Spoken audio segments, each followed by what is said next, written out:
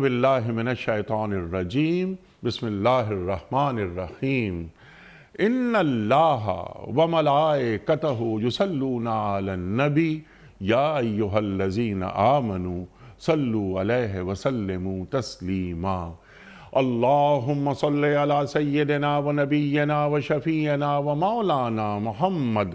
وعلی آل محمد وبارک وسلم۔ محترم خواتین و حضرات، السلام علیکم۔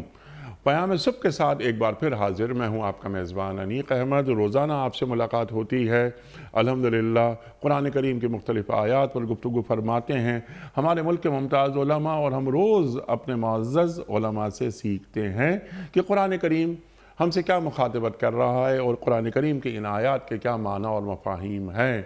قرآن کریم ہمیں کہاں دیکھنا چاہتا ہے، ہمیں کیسا دیکھنا چاہتا ہے، یہ ہدایت کا منبع قرآن کریم، اور قرآن کریم سے ہم روزانہ روشنی حاصل کرتے ہیں۔ اپنے علماء کے ہم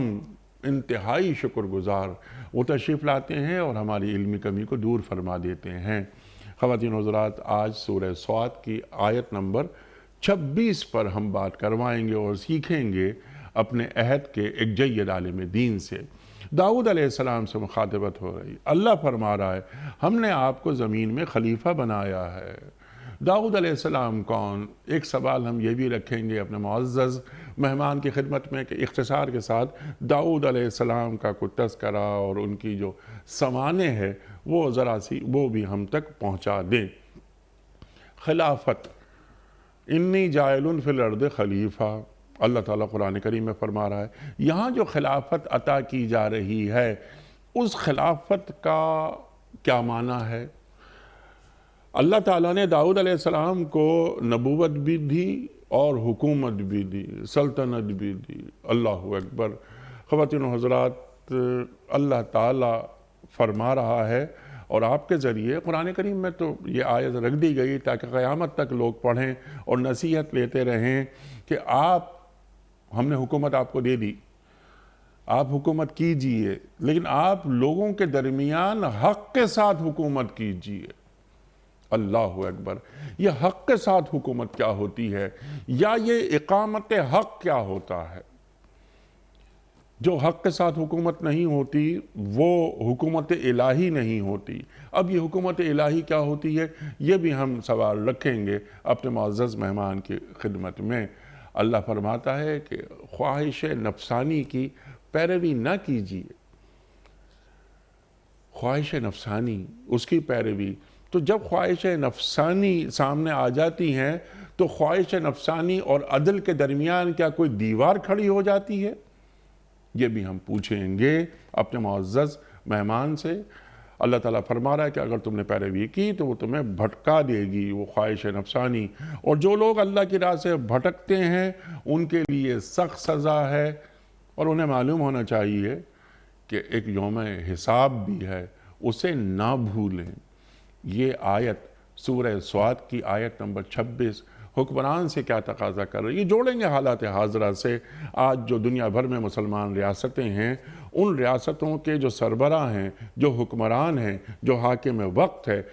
ان سے یہ آیت کیا تقاضا کرتی ہے، اور بہت سے سوالات اٹھائیں گے، سیکھیں گے محترم ڈاکٹر محمد حماد لکھوی صاحب سے۔ تشریف فرما ہیں لاہور میں۔ ڈاکٹر صاحب، میں بڑا شکر گزار ہوں آپ کا، آپ تشریف لائے۔ خواتین حضرات، پنجاب یونیورسٹی میں پڑھاتے ہیں، ڈین ہیں، پیام صبح میں تشریف لاتے ہیں، اور ہم ہمیشہ ڈاکٹر صاحب سے سیکھتے ہیں۔ پروگرام کا آغاز اللہ تعالیٰ کے بابرکت نام سے، سورہ صاد اور آیت نمبر 26۔ اعوذ باللہ من الشیطان الرجیم، بسم اللہ الرحمن الرحیم۔ یا داؤد انا جعلناک خلیفۃ فی الارض فاحکم بین الناس بالحق ولا تتبع الهوى فيضلك عن سبيل الله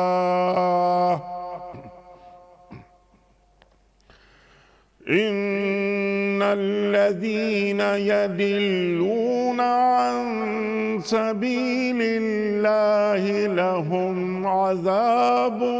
شدید لهم عذاب شدید بما نسوا یوم الحساب صدق اللہ العظیم۔ اے داؤد علیہ السلام، ہم نے آپ کو زمین میں خلیفہ بنایا ہے، لہٰذا آپ لوگوں کے درمیان حق کے ساتھ حکومت کیجئے اور خواہش نفس کی پیروی نہ کیجئے کہ وہ آپ کو اللہ کی راہ سے بھٹکا دے گی۔ جو لوگ اللہ کی راہ سے بھٹکتے ہیں یقیناً ان کے لیے سخت سزا ہے اور وہ یوم حساب کو بھول گئے۔ صدق اللہ العظیم۔ خواتین حضرات، محترم ڈاکٹر حماد لکھوی صاحب کی خدمت میں آج کے پروگرام کے حوالے سے، اس سے پہلے کہ ہم رکھیں پہلا سوال، کل کے پوچھے گئے سوال کا درست جواب اور آج کا سوال آپ کی خدمت میں۔ کل کا سوال ہمارا یہ تھا کہ حج کے موقع پر شیطان کو کنکریاں مارنے کا عمل کیا کہلاتا ہے؟ درست جواب رمی۔ آج کا سوال نوٹ فرما لیجئے۔ حضرت موسیٰ علیہ السلام اور حضرت خضر علیہ السلام کا واقعہ قرآن کریم کی کس سورت میں آیا ہے؟ سورہ آل عمران میں، سورہ کہف میں یا سورہ نساء میں؟ خواتین حضرات، جو درست جواب آپ سمجھتے ہوں روانہ فرمائیے۔ ہمارے فون نمبرز ہیں 00922134527 ہمارا دوسرا فون نمبر ہے 009221343000980۔ ہمارا ای میل ایڈریس ps@dunyatv.tv، ہمارا SMS کا نمبر 3031 اور ہمارا واٹس ایپ کا نمبر ہے 00923218250194۔ ڈاکٹر صاحب ارشاد فرمائیے، داؤد علیہ السلام سے اللہ تعالیٰ مخاطبت فرما رہا ہے اور زمین پر خلافت ہے وہ عطا فرما رہا ہے۔ داؤد علیہ السلام کے تعلق سے کچھ فرمائیے، اور خلافت کسے کہتے ہیں زمین پر؟ ارشاد۔ بسم اللہ الرحمن الرحیم۔ دیکھیں، آپ کے دونوں سوال بہت اہم اور اس آیت کے بنیادی تعارف سے تعلق رکھتے ہیں، اور جو اس آیت کا شان ورود ہے جہاں پہ یہ وارد ہوئی ہے اس کا سیاق و سباق بھی آیت کے تعارف کے حوالے سے بہت اہم ہے، لہٰذا میں ایک تیسری جو جہت ہے وہ بھی اس کے ساتھ ایڈ کر دوں گا آپ کے سوال کے ساتھ۔ سب سے پہلی بات ہے، داؤد علیہ السلام کون تھے؟ بنی اسرائیل کے انبیاء میں سے تھے، اور بنی اسرائیل میں ان انبیاء میں سے تھے جنہوں نے اپنی زندگی میں سب سے زیادہ سٹرگل کی ہے، اور جن کو اللہ کریم نے ان انبیاء میں شامل کیا ہے جنہوں نے کوشش، کاوش اور ابتلاء کے حوالے سے بہت زیادہ صبر اور ہمت سے کام لیا ہے۔ آپ نبی بننے سے پہلے آپ جو اس وقت کے جو سابقہ انبیاء تھے ان کی فوج میں بھی شامل رہے، اور خاص طور پہ جو طالوت کو جب اللہ کریم نے نبی کی دعا سے، جن کے بارے میں مفسرین کا خیال یہ ہے کہ ان کا نام سموئیل تھا یا جو بھی نبی تھے بنی اسرائیل کے، ان کی دعا سے اللہ تعالیٰ نے ان کو بادشاہ مقرر کیا تھا، اور پھر ان کی قیادت میں ایک جنگ ہوئی تھی۔ اس جنگ میں جو دشمن کو قتل کرنے والے تھے اسے داؤد علیہ السلام تھے، جس کا ذکر سورہ بقرہ کے اندر موجود ہے۔ اور اگر ہم تاریخ میں دیکھتے ہیں تو ایک تو نبوت ہے جو بنی اسرائیل میں کئی صدیاں چلی، اور اس میں سے 3-4 صدیاں ایسی بھی ہیں جس میں نبوت کے ساتھ بادشاہت بھی ان کو ملی۔ اس کو بنی اسرائیل کی تاریخ میں کنگز پیریڈ کہا جاتا ہے۔ اس میں سب سے جو نمایاں 2 ہستیاں ہیں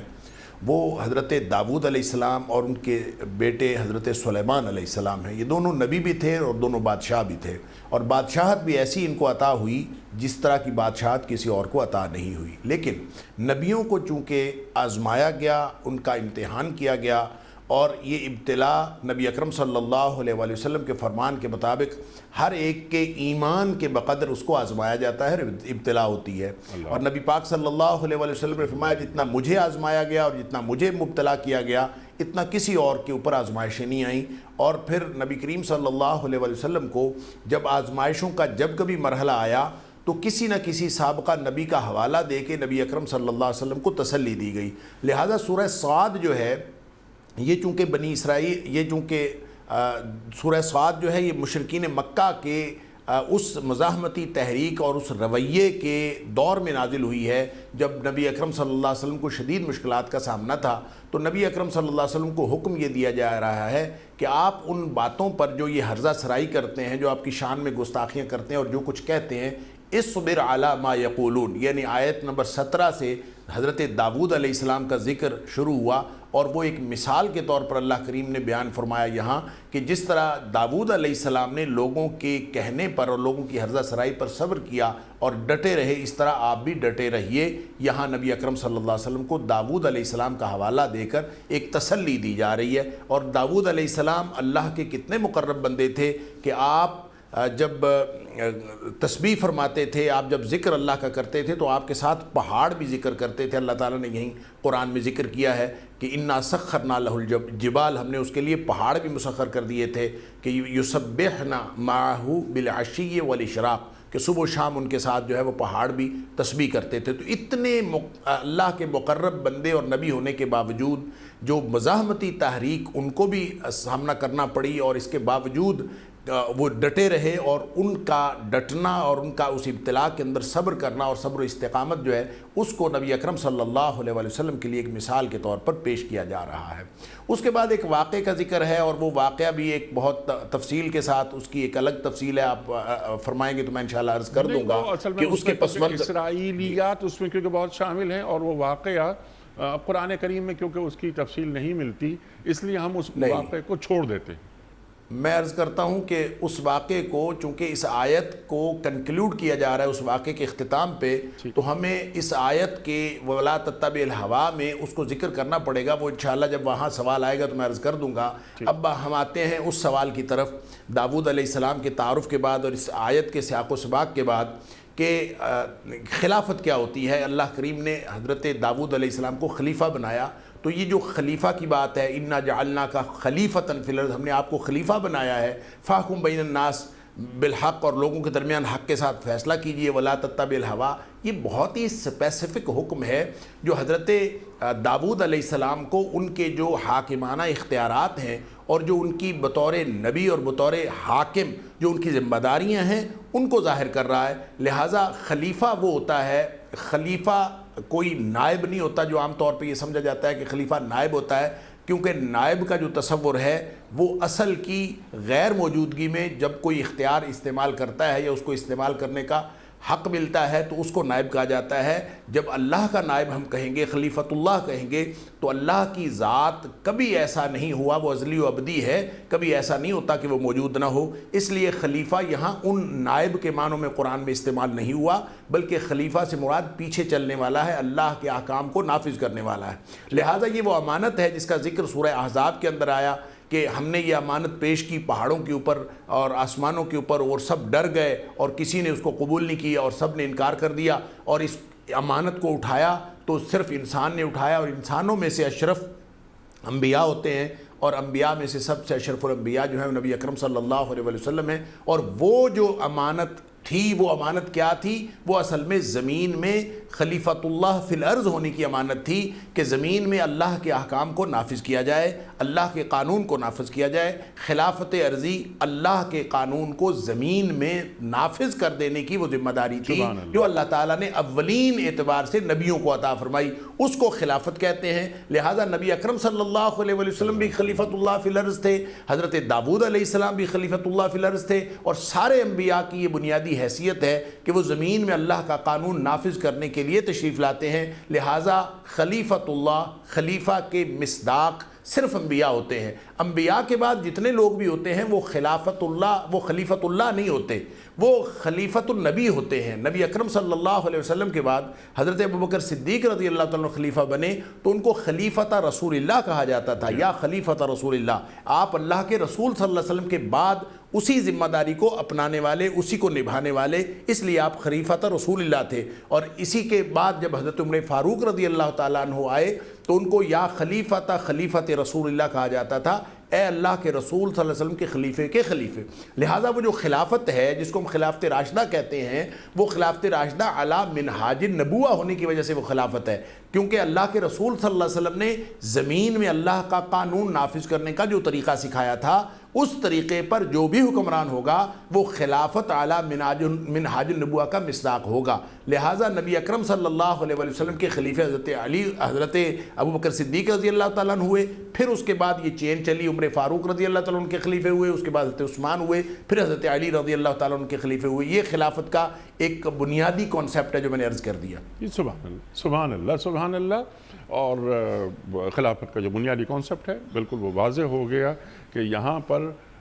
بلکہ سوال ایک ذہن میں یہ بھی آتا ہے کہ گزشتہ انبیاء کی جو جانشینی ہے یہاں اس کا ذکر نہیں ہو رہا نا؟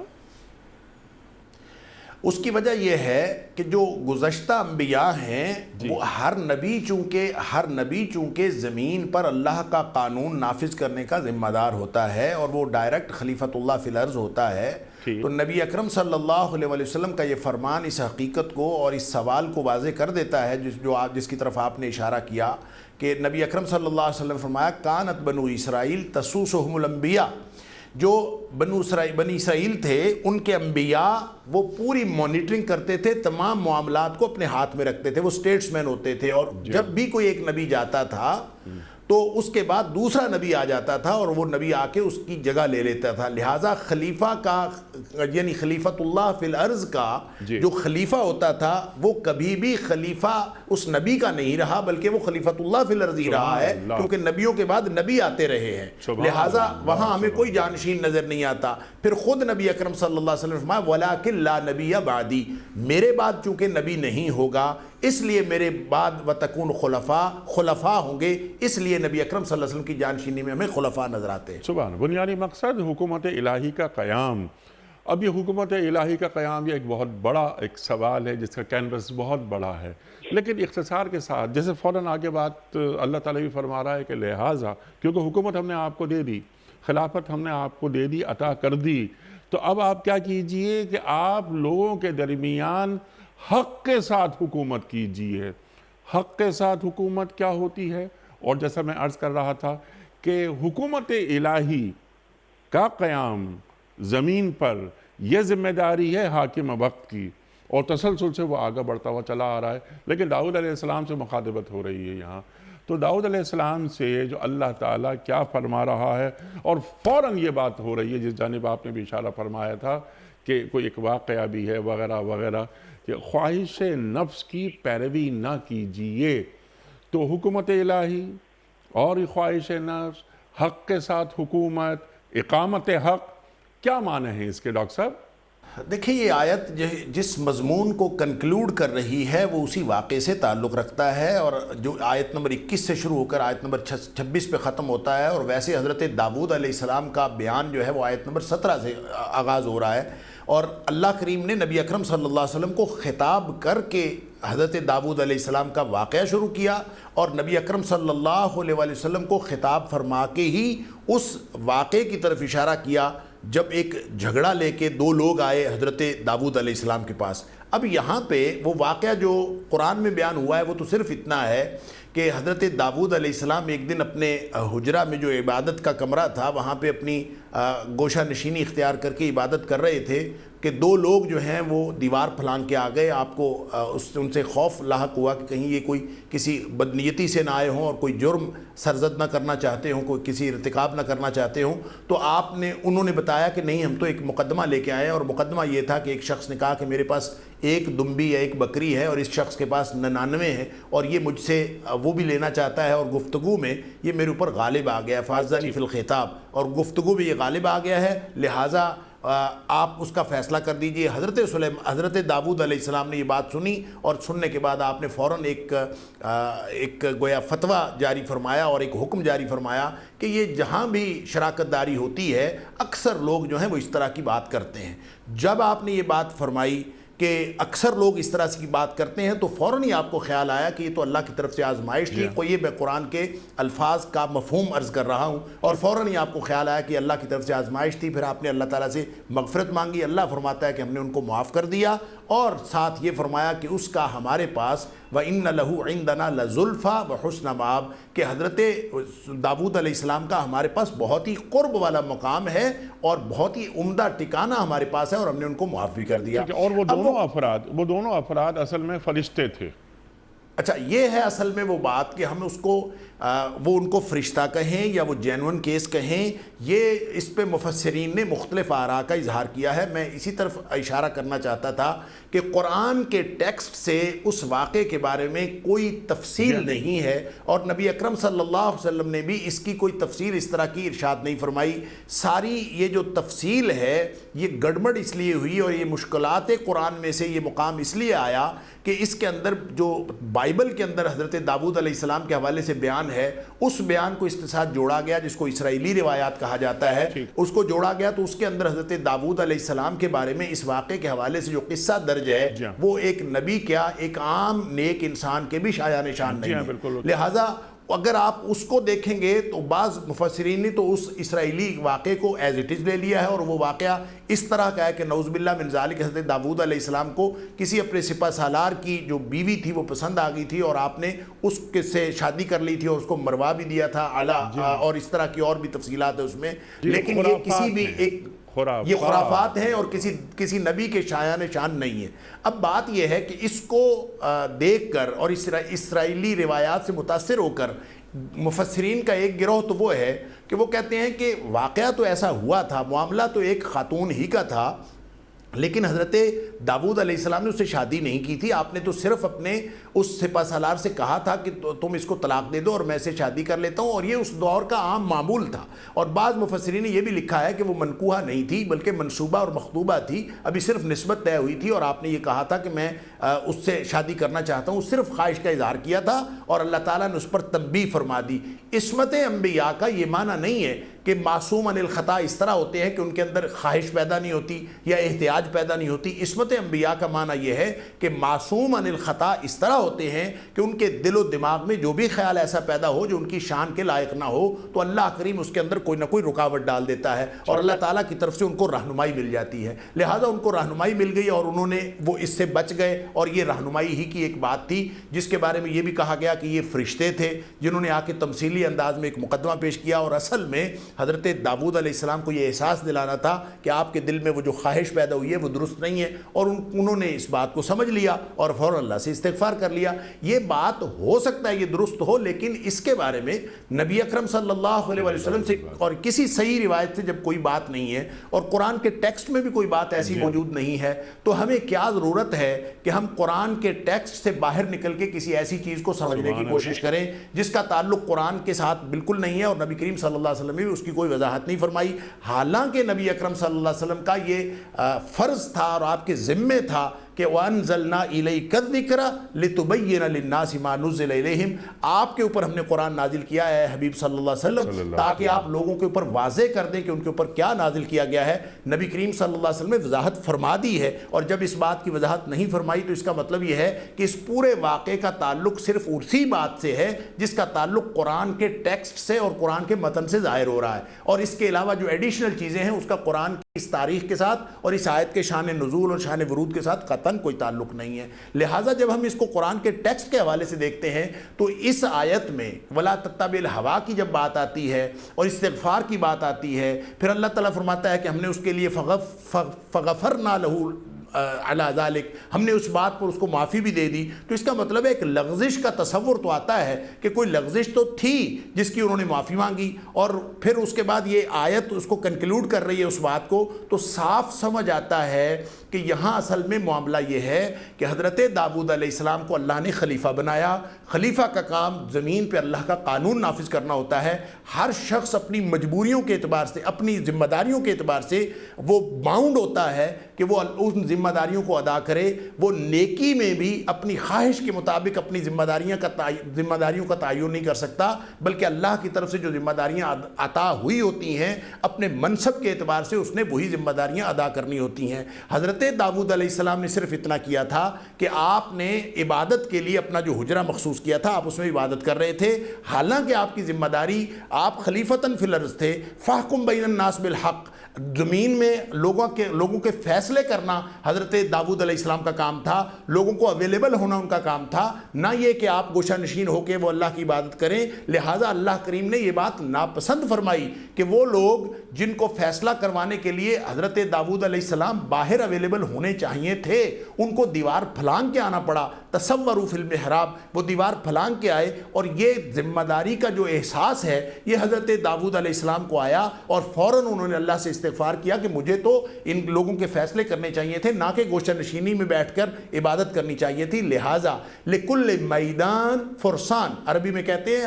ہر آدمی ہر جگہ کے لیے نہیں ہوتا، ہر میدان کے الگ گھوڑے ہوتے ہیں، لکل فن رجال، ہر فن کے ڈیفرنٹ آدمی ہوتے ہیں۔ تو خلیفہ کی جو ذمہ داری ہے، اللہ تعالیٰ اس آیت میں آیت نمبر 26 کے اندر فرما رہا ہے کہ یا داود انا جعلناک خلیفۃ فی الارض، اے داود علیہ السلام ہم نے آپ کو خلیفہ بنایا ہے۔ آپ کی ذمہ داریاں دوسروں سے مختلف ہیں، مسجدوں میں بیٹھنا، محرابوں میں بیٹھنا اور حجروں میں بیٹھ کے بندگی کرنا اور گوشہ نشینی اختیار کرنا، یہ آپ کی ذمہ داریوں سے تعلق نہیں رکھتی۔ آپ کی ذمہ داری یہ ہے کہ آپ لوگوں کے درمیان اللہ کا قانون نافذ کریں، اور اللہ کا قانون نافذ کرنے کے لیے لوگوں کے درمیان فیصلے کریں۔ اس لیے حضرت داؤد علیہ السلام نے معافی مانگی، اللہ نے معاف بھی فرما دیا، ان کا مقام بھی بلند رہا، اور اس کے علاوہ اس میں اور کوئی بات نہیں۔ اور ایک چھوٹی سی اور بات جو کہ قرآن کے ٹیکسٹ سے اور قرآن کے متن سے ثابت ہوتی ہے کہ جس کو حضرت داؤد علیہ السلام نے اپنی غلطی سمجھا، اور یہ انبیاء کا کام ہے کہ وہ اس کو سمجھیں بھی اور اس کی معافی بھی مانگیں، یہ عام لوگوں کی بات نہیں ہے۔ حضرت داؤد علیہ السلام نے جب فیصلہ کیا اور آپ نے کہہ دیا، تو ابھی تو صرف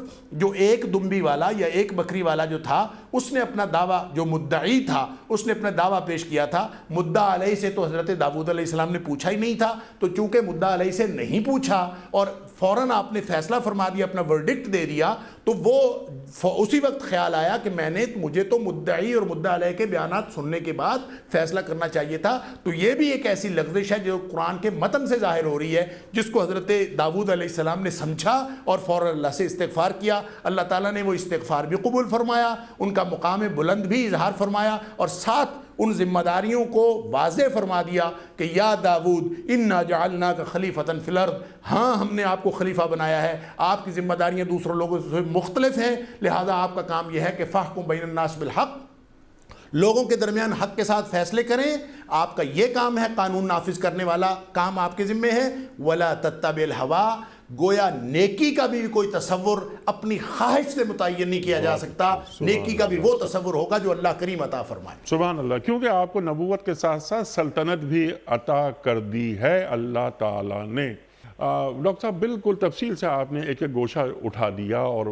اجاگر کر دیا، بالکل واضح ہو گئی بات۔ اب یہاں کچھ اصول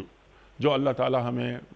دے رہا ہے، ہمیں سکھا رہا ہے نا، ہمیں دنیا میں جینا سکھا رہا ہے اللہ تعالیٰ وقار کے ساتھ، اور خاص طور پر یہاں پر حکمران کی بات ہو رہی ہے۔ داؤد علیہ السلام حاکم وقت بھی، اللہ اکبر، بیٹے سلیمان علیہ السلام، ایسی سلطنت اللہ نے کسی کو عطا ہی نہیں کی جیسے انہیں عطا کی گئی، اور یہ سلطنت سلیمان علیہ السلام کی خواہش پر اللہ عطا کر رہا ہے۔ اللہ اکبر۔ اب یہاں جو اصول نکل کر سامنے آیا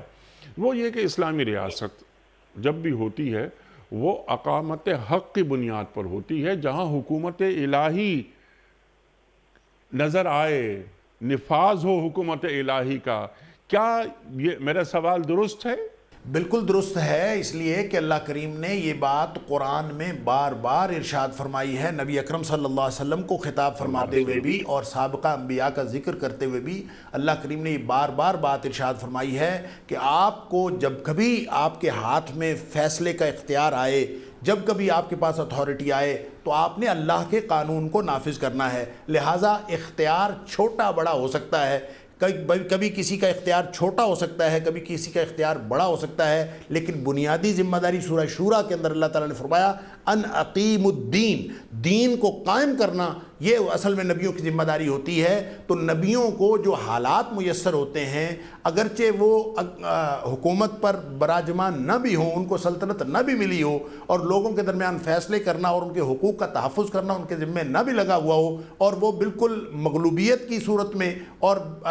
لوگوں کی سلطنت میں زندگی گزار کے ان کو سلطنت اور غلبہ نہ بھی عطا ہو، تو بھی اقامت دین اپنے ایریا آف جورسڈکشن کے اعتبار سے انہوں نے اس کو دین کو نافذ کرنا ہوتا ہے۔ اس کے بغیر نبیوں کا مشن مکمل ہی نہیں ہوتا۔ لہٰذا ہر نبی، چاہے اس کو حکومت ملی چاہے نہیں ملی، ہر نبی اللہ کے اس حکومت کو قائم کرنے کی کوشش میں، اس کی کاوش میں، اس کے چند سٹیپس اور چند مرحلے، جتنا بھی وہ ادنا مرحلہ ہو، لیکن وہ اقامت دین کا مرحلہ طے کر کے اس دنیا سے جاتا ہے، وگرنہ اس کی نبوت کا مقصد پورا نہیں ہوتا۔ لہٰذا جس کو سلطنت ملی ہے اس کو سلطنت ملنے کے بعد اس کا اختیار بڑھنے کے بعد اس کی پریکٹیکل صورت بدل جاتی ہے، اس کی نوعیت بدل جاتی ہے، کیونکہ حضرت سلیمان علیہ السلام اور حضرت داؤد علیہ السلام کی بادشاہت اور سلطنت بہت وسیع تھی، اس لیے ان کی ذمہ داری کو زیادہ اجاگر کیا گیا ہے کہ آپ کو زمین میں اللہ کا قانون نافذ کرنے کے لیے عملی طور پر بھی پوری اتھارٹی ملی ہوئی ہے، لہٰذا آپ کو وہ حکومت قائم کرنی ہے جس کو آپ حکومت الہیہ کہیں، جس کو اللہ کے قانون کا نفاذ کہیں، اور جس کو آپ خلیفۃ اللہ فی الارض ہونے کی ذمہ داری پوری کرنے کی کیفیت سمجھیں۔ سبحان اللہ۔ تو یہ آج کے جو حکمران ہیں ان پر بھی یہ آیت لاگو ہوتی ہے نا، جو مسلمان حکمران ہیں۔ دنیا کی 58 ریاستیں مسلمان ریاستیں ہیں، جہاں مسلمانوں کی تعداد زیادہ ہے۔ جن ریاستوں میں مسلمان تو دنیا کے ہر خطے میں، ہر ملک میں موجود ہیں، لیکن جن کے پاس قوت نافذہ ہے ان کو یہ آیت کیا فرما رہی ہے ان سے کہ تمہارے پاس خلافت بھی ہے اور تمہارے پاس قوت نافذہ بھی ہے، قرآن کریم بھی موجود ہے، حق کے ساتھ حکومت کرو، یعنی اعدلوا هو اقرب للتقوی قرآن کریم ارشاد فرما رہا ہے۔ اور یہ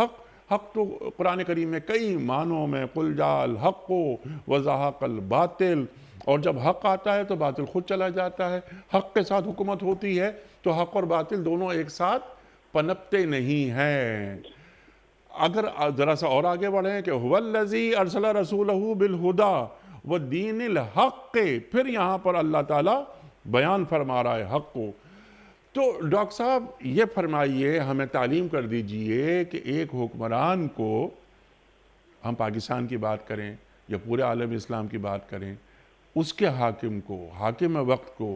یہ آیت کیا نصیحت کر رہی ہے؟ کیونکہ آگے فوراً اللہ تعالیٰ فرما رہا ہے کہ وہ یوم حساب کو بھول جاتے ہیں وہ لوگ جو ہماری آیتوں کو، ہماری باتوں کو نہیں مانتے۔ تو ایک جواب دہی ہے کہیں اور بھی، تو نصیحت کیا ہے، سبق کیا ہے، روشنی کیا مل رہی ہے ہمیں قرآن کریم کی اس آیت سے؟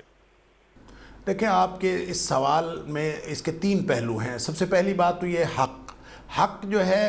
سچائی کو کہتے ہیں، اور اس سچائی کو حق کہتے ہیں جس کو ثابت کرنے کے لیے کسی خارجی ثبوت کی ضرورت نہیں ہوتی۔ حق آپ اپنا ثبوت ہوتا ہے، اور اللہ کریم نے حق کو نازل فرمایا ہے، لہٰذا جو الہامی تعلیم ہوتی ہے، جو الہامی رہنمائی ہوتی ہے، جو نبیوں کو حاصل ہوئی ہوتی ہے، وہ حق ہوتی ہے، اور اس کو ثابت کرنے کے لیے کسی خارجی دلیل کی کبھی ضرورت نہیں ہوتی کہ آپ ادھر ادھر سے دلائل اکٹھے کر کے لائیں اور پھر آپ ثابت کریں۔ اللہ کا قرآن حق ہے، نبی اکرم صلی اللہ علیہ وسلم کی ذات حق ہے، اور وہ آپ اپنا ثبوت ہیں۔ اسی طرح اللہ تعالیٰ نے اپنے نبی کو، جس بھی نبی کو جو بھی تعلیم عطا فرمائی تھی وہ حق تھا، حضرت آدم علیہ السلام سے لے کر نبی اکرم صلی اللہ علیہ وسلم تک۔ اب بات یہ ہے کہ وہ جو الہامی رہنمائی ہوتی ہے اسی کو تو نافذ کرنا ہے، وہی اللہ کے قوانین کو نافذ کرنا، اس کو آپ حکومت الہیہ کہہ لیجئے یا نبیوں کی بنیادی ذمہ داری کہہ لیجئے۔ وہ نبیوں کو اسی قانون کو نافذ کرنا ان کے ذمے ہوتا ہے۔ اب اگر کوئی شخص اس کو نافذ نہیں کرتا، آپ نے موجودہ حکمرانوں کی بات کی، تو اس میں اصول یہ نکلتا ہے کلکم راع وکلکم مسئول عن رعیتہ۔ نبی اکرم صلی اللہ علیہ وسلم نے فرمایا ہر شخص کو ایک اختیار اور ایریا آف جورسڈکشن ملتا ہے، اور جتنا اس کا اختیار کا دائرہ ہوتا ہے اسی کے مطابق اس سے پوچھا جائے گا، لہذا ہر شخص جواب دہ ہے اپنی ذمہ داریوں کے اعتبار سے۔ اور ذمہ داریوں کا تعین اور جاب ڈسکرپشن دین میں اور دین کے عہدوں میں، اور ان تمام جو جن کا تعلق حکومت سے ہو، جن کا تعلق امور حکومت سے ہو، جن کا تعلق امور زندگی سے ہو، تمام شعبہ ہے زندگی کے کسی بھی فیلڈ سے ہو، اگر کوئی شخص جس کو جو ذمہ داری ملی ہے اس کی ذمہ داری بھی اسی نوعیت کی ہوتی ہے۔ وہ ریاست کا نمائندہ ہے، خواہ وہ ایک ایس ایچ او ہو یا چاہے وہ S H O commissioner office میں کام کرنے والا کوئی کلرک ہو، لیکن آپ نے بات فرما دی نا کلکم راع وکلکم مسئول عن رعیتہ۔ اللہ کے رسول صلی اللہ علیہ وآلہ وسلم کا ارشاد کہ تم میں سے ہر شخص نگراں ہے۔ ایک شخص ہے جو ہیڈ آف دی فیملی ہے تو وہ اپنی فیملی کا نگراں ہے۔ لیکن ڈاکٹر صاحب میرا سوال یہ بالکل نہیں تھا، میرا سوال یہ تھا کہ یہاں پر حاکم وقت داؤد علیہ السلام حاکم وقت، نبی بھی حاکم بھی، سلطنت آپ کو ملی ہوئی ہے، تو حاکم وقت سے آپ تو ان کے کارندوں کی بات کر رہے ہیں نا، ان کے نمائندوں کی بات آپ نے فرمائی۔ میں اسی طرف آ رہا ہوں، اس کا کینوس ایک بڑا ہوتا ہے، عادل حکمران اللہ قیامت کے دن اللہ کی خاص سائے میں ہوگا، کتنا بلند کر دیا مقام اللہ تعالیٰ نے. تو ذمہ داری بھی تو ہوتی ہے نا, رسپانسبلٹی ود اکاؤنٹیبلٹی. ارشاد. میں اسی طرف آ رہا ہوں انیک بھائی کہ یہ جو چھوٹا اختیار ہو تو اس جاب ڈسکرپشن اس کے مطابق طے ہوتی ہے, اور جب آپ کسی سرزمین کے حاکم بن جائیں, آپ حکمران بن جائیں, تو آپ کا ایریا آف جورسڈکشن بڑھ جاتا ہے, آپ کے اوپر ذمہ داری اتنی بڑی ہو جاتی ہے, آپ کی گویا مسئولیت بھی بڑی ہو جاتی ہے. اس حاکم کی جو جاب ڈسکرپشن ہے وہ بھی وہ خود نہیں طے کر سکتا, وہ بھی اللہ کی طرف سے طے ہوتی ہے. یہ میں عرض کر رہا ہوں. لہٰذا جب وہ کوئی شخص جو حکمران بنتا ہے تو اس کو پوری زمین پر جو بھی اس کا ایریا ہوتا ہے اس پر اللہ کے قانون کو نافذ کرنا اس کی ذمہ داری ہوتی ہے. عمر فاروق رضی اللہ تعالیٰ عنہ اگر اس بات کی فکر کرتے ہیں کہ فرات کے کنارے اگر ایک کتا بھی بھوکا مر گیا تو میں ذمہ دار ہوں, تو یہ ان کا ایریا ہے اور وہ اپنی حکمرانی کو اور اس نوعیت کو سمجھتے ہیں. اب اگر کوئی شخص حکمران بننے کے بعد اپنی حکمرانی کی نوعیت خود طے کر لے یا اس کے اصول اور ضابطے خود سے طے کر لے اور خود سے ایک نیا تصور دے دے, چاہے وہ کہیں سے لے لے, تو اسی کو تو یہاں منع کیا جا رہا ہے کہ وَلَا تَتَّبِعِ الْهَوَىٰ. دیکھیں اپنی خواہش سے آپ کی حکمرانی کی نوعیت طے نہیں ہو سکتی. آپ اپنے ملک کو اپنی خواہش سے نہیں چلا سکتے. اگر خواہش سے چلائیں گے فَيُضِلَّكَ عَنْ سَبِيلِ اللَّهِ, تو یہ تمہیں اللہ کے راستے سے گمراہ کر دے گی. لہٰذا نیکی کا تصور بھی وہی ہے جو اللہ تعالیٰ کی طرف سے عطا ہوا ہو, حکمرانی کا تصور بھی وہی ہے جو اللہ تعالیٰ کی طرف سے عطا ہو. جب انسان اللہ کی طرف سے عطا ہونے والے اصول حکمرانی کے تحت حکمرانی کرتا ہے تو حاکم کو بھی پھر اللہ تعالیٰ وہ درجہ دیتا ہے جس کی طرف آپ نے اشارہ کیا کہ اللہ کے رسول صلی اللہ علیہ وسلم نے فرمایا قیامت والے دن جس دن کوئی سایہ اللہ کے عرش کے علاوہ نہیں ہوگا تو یہ ان 7 لوگوں میں سے حاکم جو عادل حاکم ہے, جو عدل قائم کرتا تھا, جو اللہ کے قانون کو نافذ کرتا تھا, یہ ان 7 لوگوں میں سے ہوگا جن کو اللہ کے عرش کا سایہ نصیب ہوگا جس دن کوئی اور سایہ نہیں ہوگا. تو کہنے کی بات یہ ہے کہ اگر حاکم جو حکمرانی کرنے کی بجائے اور وہ لوگوں کے درمیان عدل قائم کرنے کی بجائے وہ اپنی کسی گوشہ نشینی میں بیٹھ کر, وہ اپنے کوئی کسی خانقاہ میں بیٹھ کر یا کسی حجرے میں بیٹھ کر وہ عبادت تو کرے, یا وہ چیریٹی میں وہ خیرات میں آگے بڑھا ہوا ہو, یا وہ ہر وقت تسبیح پھیرتا رہے, یا وہ نیکی کا کوئی اور ماڈل جو ہے وہ پیش کرے, تو وہ اللہ کے ہاں وہ ماڈل قابل قبول نہیں ہے. اللہ کے ہاں حکمرانی کے لیے یا حاکم کے لیے وہی جاب ڈسکرپشن ہوگی اور اس کی ذمہ داری وہی ہوگی جس کا تعین اللہ کے رسول صلی اللہ علیہ وسلم کے ذریعے سے کر دیا. لہٰذا آج کے مسلم حکمران جو پوری دنیا میں اپنی اپنی مرضی کے طرز حکمرانی کو لیے ہوئے ہیں, ان کے لیے یہ بہت بڑی تنبیہ ہے یہ آیت, اور یہ صاف بتا دیا ہے کہ جو شخص اس طرح کا طرز حکمرانی اختیار کرتا ہے, ان الذین یضلون عن سبیل اللہ, جو اللہ کے راستے سے گمراہ ہوتے ہیں اس طرز حکمرانی سے ہٹتے ہیں اور حکومت الہیہ کا قیام نہیں کرتے, نبوی اور الہامی تعلیمات اور اس ہدایت اور رہنمائی کو سامنے نہیں رکھتے, تو فرمایا کہ یہ اثر ان کے لیے جہنم ہے, کیونکہ انہوں نے یوم حساب کو بلا دیا. گویا جو شخص بھی طرز حکمرانی میں یا کسی بھی چیز میں اپنی مرضی کرتا ہے تو وہ دراصل قیامت کے دن کو بھول جاتا ہے. جس کو قیامت کی جواب دہی کا تصور ہو وہ حاکم وقت بھی بن جائے تو اس کے پاس اپنی مرضی کرنے کا کوئی اختیار نہیں. سبحان اللہ سبحان اللہ. اب جو آپ نے آخری جملہ عطا فرمایا کہ اس حاکم وقت کو اپنی مرضی کے نفاذ کا کوئی اختیار نہیں. اب کیونکہ پروگرام کا وقت ختم ہو رہا ہے رفتہ رفتہ, تو میں چاہ رہا ہوں کہ ذرا کنکلوڈ آپ فرما دیجئے, اور آپ یہ بھی فرما دیجئے یا آپ کی گفتگو کی روشنی میں کہ قومیں ترقی کرتی ہیں, قوموں پر حکومت کی جاتی ہے. آج دنیا بھر میں شاید 206 ریاستیں ہیں, تو یہ 206 ریاستوں میں بہت ساری مسلم ریاستیں ہیں, بہت ساری غیر مسلم ریاستیں ہیں, سیکولر ریاستیں ہیں. تو قوموں کی ترقی کے طریقے غیر مسلم ریاستوں میں, ترقی سے مراد وہ ترقی جو ایک مادی ترقی اور جو ترقی کے معنوں میں آج کل جو تفہیم ہوتی ہے, ہم تو ترقی, دین تو ترقی کسی اور کو کہتا ہے نا, اس پر ابھی ہم فی الحال بحث نہیں کر رہے. لیکن جو مسلمان ریاستوں کے سربراہ ہیں, کیا ان پر یہ ذمہ داری نہیں کہ دنیا جسے ترقی سمجھتی ہے وہ ایک الگ چیز ہے, ایک چیز ہوتی ہے تقوی کی گروتھ. تو کیا تقوی کی گروتھ کے بغیر مسلمان ریاستیں ترقی کر سکتی ہیں؟ دیکھیں سوال ہی پیدا نہیں ہوتا. دنیا میں کامیابی کے لیے اللہ نے ماننے والوں کے لیے اصول اور رکھا ہے اور نہ ماننے والوں کے لیے اصول اور رکھا ہے. اور جو شخص آپ کی بات کر رہی ہے, معاف کیجئے گا, اور مانگنے والوں کے لیے اصول کچھ اور رکھا ہوا ہے اور عطا کرنے والوں کے لیے اصول کچھ اور رکھا ہوا ہے. انتم الفقراء, کہ سب کو اللہ تعالیٰ نے فرمایا کہ سارے انسان جو ہیں بحیثیت کل یہ محتاج ہیں اور ایک اللہ غنی ہے، اور جب انسان اللہ سے مانگنا شروع کر دے تو پھر یہ جو اللہ تعالیٰ کی طرف سے عطا ہوتی ہے اور وہ یہ جو دنیاوی وسائل ہیں اور دنیاوی مسائل ہیں یہ حل ہو جاتے ہیں خود بخود، کیونکہ اللہ کا وعدہ ہے کہ تم میں سے کوئی بھی شخص ہو، قرآن کہتا ہے کہ جس نے بھی عمل نیک کیا ہو، چاہے وہ خاتون ہو چاہے وہ مرد ہو، کوئی بھی ہو، فَلَنُحْيِيَنَّهُ حَيَاتًا طَيِّبَةً، ہم اس کو دنیاوی زندگی بھی ایک انتہائی پاکیزہ اور ایک پاکیزہ زندگی عطا کرتے ہیں اور آخرت میں بھی اس کو اجر دیتے ہیں۔ اس کا مطلب یہ ہے کہ حاکم وقت اگر اللہ کے حکم کو نافذ کرے گا اور اس کی پابندی کرے گا اور رہنمائی کا اصول اور رہنمائی کا ذریعہ صرف اور صرف اللہ کی رہنمائی کو ہی سمجھے گا اور اسی کو نافذ کرتا رہے گا، تو دنیاوی اعتبار سے بھی اللہ تعالیٰ وسائل کا اہتمام کر دے گا اور یہ اسباب مہیا کر دے گا، جن کو اصل میں ان اسباب کو اور دنیاوی اور مادی ترقی کو قرآن نے یا نبی اکرم صلی اللہ علیہ وسلم نے غلط نہیں کہا۔ فرق صرف یہ ہے، یہ سارا کچھ بھی مسلمانوں کے لیے ہے، هو الذی خلق لکم ما فی الارض جميعا، زمین کی ہر چیز ہمارے لیے ہے۔ فرق صرف یہ ہے کہ ترجیح ان مادی قوتوں کو اور مادی وسائل کو اور مادی چیزوں کو بنا لینا، یہ دراصل آخرت سے انسان کو غافل کر دیتی ہے، اور جب انسان دنیا کو ترجیح بنا لیتا ہے، اخروی زندگی کو وہ لازماً بھول جاتا ہے، تو پھر یہ صورت بن جاتی ہے جو اس آیت کے آخر میں بیان ہوئی کہ بما نسوا یوم الحساب، کیونکہ انہوں نے آخرت کے دن کو بھلا دیا اور ساری اپنی دنیاوی ترقی پہ نگاہ مرکوز کر دی، ساری صلاحیتیں مادی ترقی کے لیے لگا دی اور آخرت کو بھول گئے اور اللہ کی دی ہوئی رہنمائی کو بھول گئے، اس لیے ان کو یہ جہنم کا عذاب ہوگا۔ وگرنہ اگر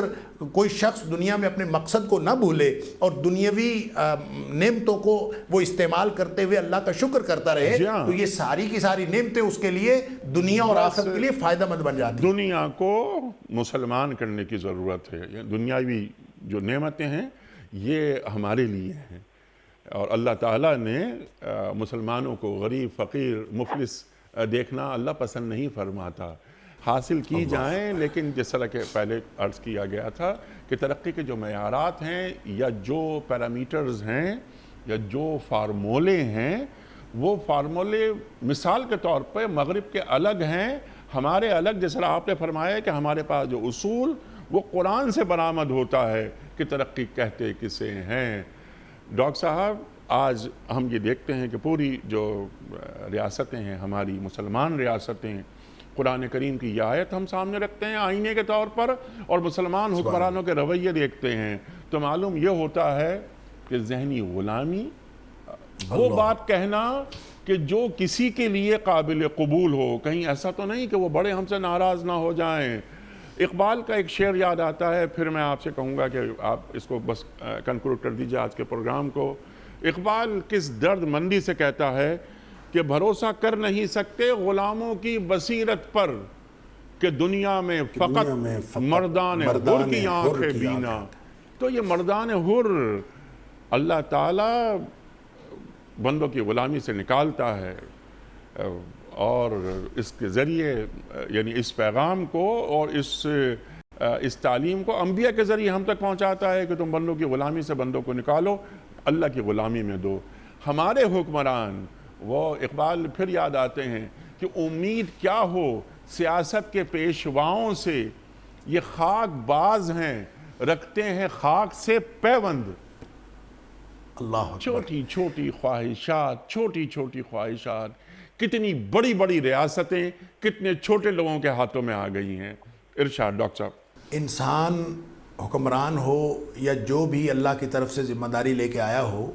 وہ بنیادی طور پر غلام ہے، کسی نہ کسی کے ماتحتی میں چلنا اس کی فطرت میں لکھا ہے، اور جیسا آپ نے فرمایا جو اللہ کا غلام نہیں ہوگا وہ پھر مخلوق کا غلام ہوگا۔ یہ ہم نے خود فیصلہ کرنا ہے کہ ہم نے مخلوق کی غلامی میں زندگی گزارنی ہے یا اللہ کی غلامی میں زندگی گزارنی ہے۔ اگر ہمارے حکمران یہ طے کر لیں کہ ہم نے اللہ کی غلامی میں زندگی گزارنی ہے اور اللہ کے رسول صلی اللہ علیہ وسلم کی غلامی میں زندگی گزارنی ہے، تو پھر ان کے لیے دنیا ہی بدل جائے۔ وہ جس طرح اقبال نے کہا تھا، اقبال پھر یاد آئے کہ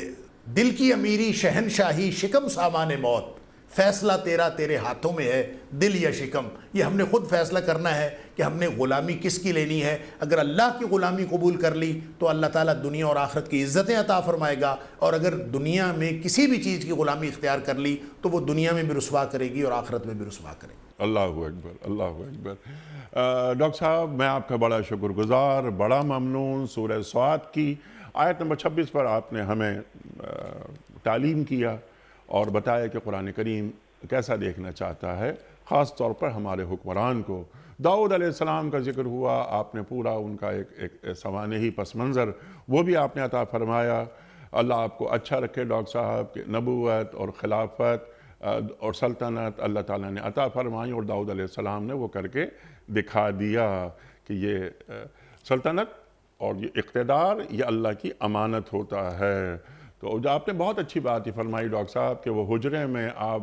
حضرت داؤد علیہ السلام تشریف فرما ہیں اور دو افراد آتے ہیں, دیوار کود کر آتے ہیں, آپ عبادت میں مشغول ہیں, تو حاکم وقت کو عبادت ظاہر کرنی چاہیے کیونکہ اس سے ایک تعلق اللہ سے جڑا رہتا ہے. لیکن جو ریاست کے معاملات ہوتے ہیں انہیں بھی کما حقہ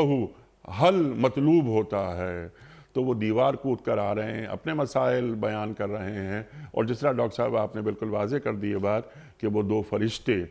مفسرین نے لکھا ہے کہ وہ دو فرشتے تھے, ایک سبق, ایک نصیحت, ایک طریقہ اللہ تعالیٰ بتا رہا تھا, اور داؤد علیہ السلام نے وہ نصیحت, وہ طریقہ اور اللہ کی جانب سے آیا وہ یہ پیغام قبول کیا, اور فوراً یقیناً نبی وقت اللہ اکبر, تو فرشتہ آ کر ان کی مدد کرتا ہے, پیغام دیتا ہے اللہ کا, اور پھر آپ کی سلطنت. ایک چیز بس رہ گئی درمیان میں, وقت مکمل ہو گیا. لہن داؤدی کا بھی ذکر ہونا چاہیے تھا کہ جس طرح آپ زبور پڑھا کرتے تھے, اور زبور کیا ہے, صرف ایک حمدوں کا مجموعہ ہے. تو داؤد علیہ السلام کا یہ بھی ایک اختصاص. ڈاکٹر صاحب آپ کا ایک بار پھر بہت شکر گزار. کوئز کل کا سوال ہمارا یہ تھا کہ حج کے موقع پر شیطان کو کنکریاں مارنے کا عمل کیا کہلاتا ہے؟ درست جواب رمی. آج کا سوال نوٹ فرما لیجئے. حضرت موسیٰ علیہ السلام اور حضرت خضر علیہ السلام کا واقعہ قرآن کریم کی کس صورت میں آیا ہے؟ سورہ آل عمران میں, یا سورہ کہف میں, یا سورہ نساء میں؟ جو درست جواب آپ سمجھتے ہوں روانہ فرمائیے. ہمارے فون نمبرز ہیں 009221345270009. ہمارا دوسرا فون نمبر ہے 009221343000980. ہمارا ای میل ایڈریس ps@dunyatv.tv. ہمارا SMS کا نمبر 3031, اور ہمارا واٹس ایپ کا نمبر ہے 009232182509194. وقت ہے قرآن دازی کا. آج کے ونر کے نام کا اعلان کسی مہمان کو کرنا تھا, لیکن کراچی میں میرا کوئی مہمان نہیں, تو یہ ذمہ داری میں ادا کر رہا ہوں. یہ ہیں رضا علی صاحب. رضا علی صاحب ہیں کراچی سے. رضا علی صاحب آپ کی خدمت میں دنیا ٹی وی کی جانب سے دینی کتب پر مشتمل گفٹ ہیمپر آپ کے گھر بذریعہ کوریئر روانہ کیا جا رہا ہے. آپ کو بہت بہت مبارک ہو. خواتین و حضرات, یہ چھوٹا سا ایک سلسلہ ہوتا ہے, دینی کتابیں ہم بھجواتے ہیں تاکہ یہ ابلاغ ہو سکے دین کا, خاص طور پہ یوتھ میں ہماری دینی معلومات آگے بڑھیں, کوئز وغیرہ وغیرہ, یہ سب چیزیں اس کا محرک اصل میں یہ تصور ہے. اختتام ہوتا ہے قیام صبح کا روزانہ ایک قول پر, اور وہ قول ہوتا ہے صاحب نہج البلاغہ امیر المومنین حضرت علی مرتضیٰ کرم اللہ وجہہ کا. آپ فرماتے ہیں, مجھے تعجب ہوتا ہے اس شخص پر جو توبہ کے ہوتے ہوئے مایوس نظر آتا ہے. مجھے تعجب ہوتا ہے اس شخص پر جو توبہ کے ہوتے ہوئے مایوس نظر آتا ہے. خواتین و حضرات, یہ تو اجازت لینے کا وقت ہے آپ سے, لیکن ایک قول مجھے ابھی اور یاد آیا اس قول کو پڑھتے ہوئے, مجھے تعجب ہوتا ہے پر. حضرت علی کرم اللہ وجہہ فرماتے ہیں کہ مجھے تعجب ہوتا ہے اس شخص پر کہ جس کے والدین زندہ ہیں اور وہ لوگوں سے دعا کی درخواست کرتا. خدا حافظ. پروردگار